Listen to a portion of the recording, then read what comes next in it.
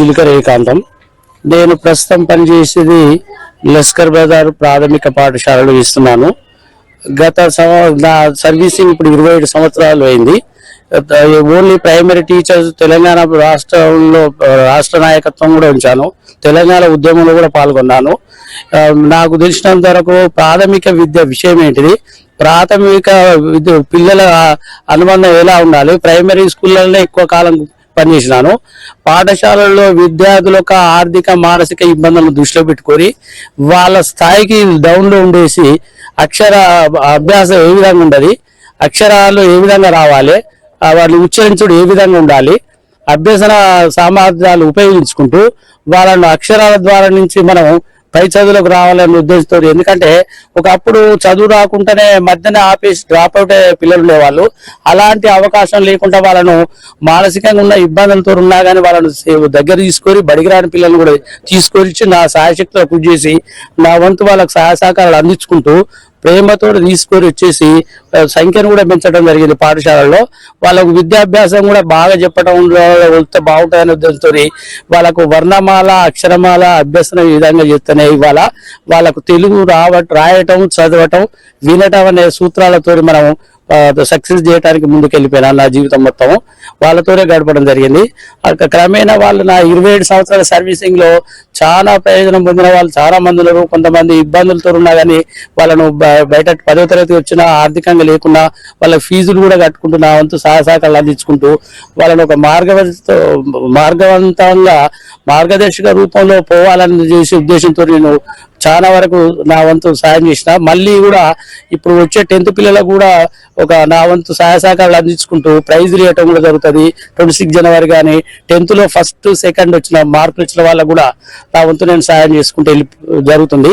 నేను రిటైర్మెంట్ అయినా కానీ ఆ పిల్లలతో ప్రేమారాగాలతో వాళ్ళు పై చదువులకు రావాలనే ఉద్దేశంతో నా జీవితం గడపాలని ఉన్నది. వాళ్ళని ప్రయోజకులు చేయాలి, దేశంలో ఉన్న రాజ్యాంగ విలువలనే తెలవాలనే ఉద్దేశంతో ఈ చదువుల పట్ల వాళ్ళకి అభ్యసన అన్ని అర్థమయ్యే రీతిలో రాజ్యాంగ విలువలే ముఖ్యము.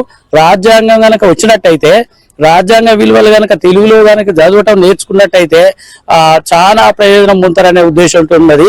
చదువులు ఇవాళ సాఫ్ట్వేర్ అన్ని విధాలుగా వెళ్ళిపోయిన పిల్లలు ఉన్నారు, టెక్నాలజీ పెరిగిపోయింది.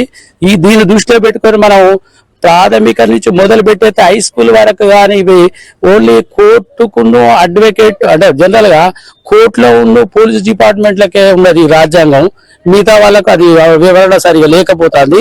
దీని ద్వారా తెలియక కొన్ని విషయాలు వెనుక పోవటం జరుగుతుంది. అన్ని రంగాలలో ముందుకు పోలేకపోతాను.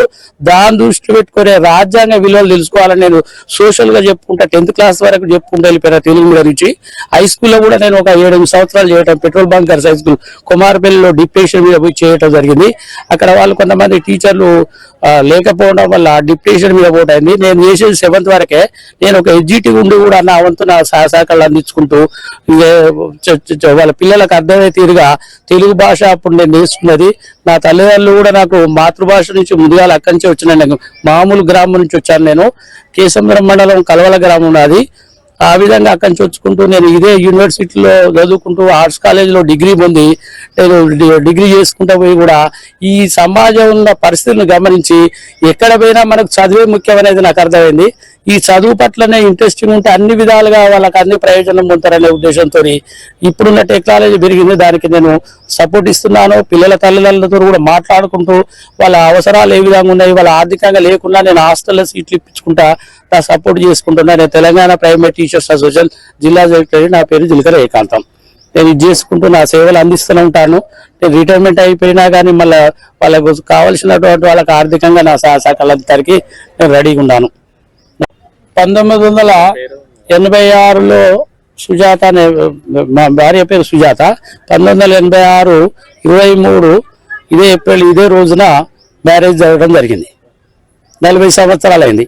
అంటే ఇక్కడ నేను రిటైర్మెంట్ అయ్యటం ప్లస్ మ్యారేజ్ అవటం ఈ డేట్లు ఒకటే కలిసి వచ్చినాయి.